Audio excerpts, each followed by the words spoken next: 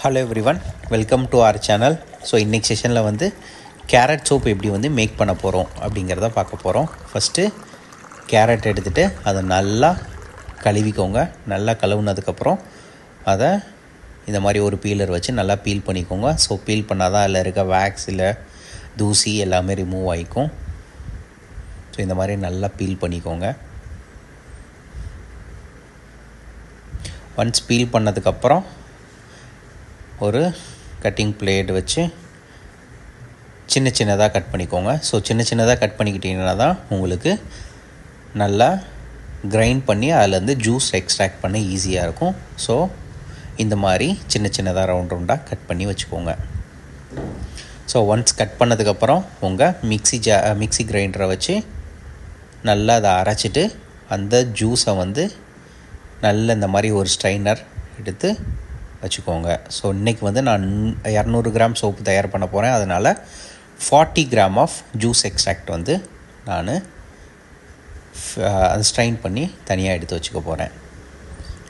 So once 40 gram extract எடுத்ததுக்கப்புறம் நான் வந்து இப்போ சோப் மேக்கிங் வந்து ஸ்டார்ட் பண்ண போகிறோம்.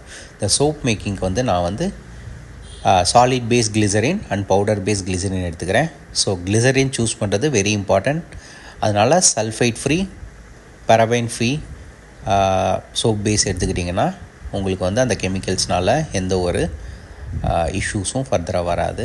ஸோ இந்த சோப் இந்த கிளிசரின் சோப் பேஸ் வந்து சூஸ் பண்ணுறது வெரி இம்பார்ட்டண்ட்.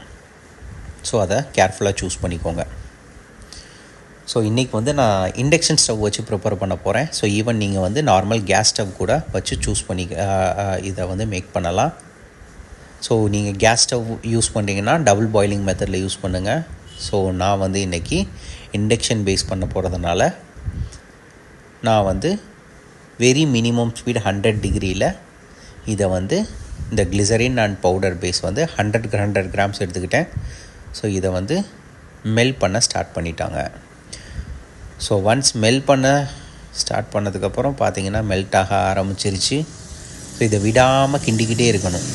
ஸோ விடாமல் கிண்டிக்கிட்டே இருந்தீங்கன்னா தான் இதில் கட்டி ஃபார்ம் ஆகாமல் லம்ப்ஸ் ஃபார்ம் ஆகாமல் ஸோ உங்களுக்கு நல்ல ஒரு சோப் டெக்ஸ்சர் அண்ட் நல்ல ஒரு ப்ராடக்ட் கிடைக்கும். ஸோ இதை விடாமல் கிண்டிக்கிட்டே இருங்க, ஸ்டிர் பண்ணிக்கிட்டே இருங்க வெரி ஃப்ரீக்வெண்ட்டாக.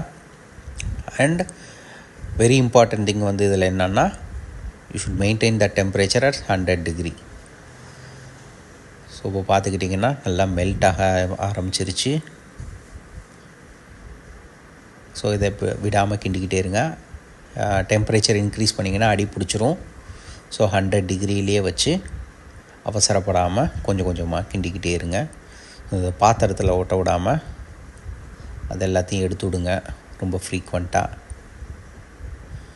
இது ஒரு 5 மினிட்ஸ் இந்த மாதிரி கொதிச்சிக்கிட்டே இருக்கும். நல்லா தண்ணி ஆகிற வரைக்கும் நல்லா கிண்டிக்கிட்டே இருங்க.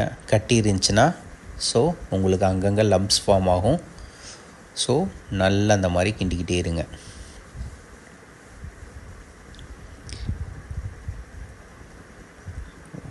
இப்போ பார்த்துக்கிட்டிங்கன்னா லிக்விட் ஆயிடுச்சு அந்த கிளிசரின் பேஸை. ஸோ இந்த மாதிரி பாத்திரத்தில் ஒட்ட விடாமல் நல்லா கிண்டிக்கிட்டே இருங்க.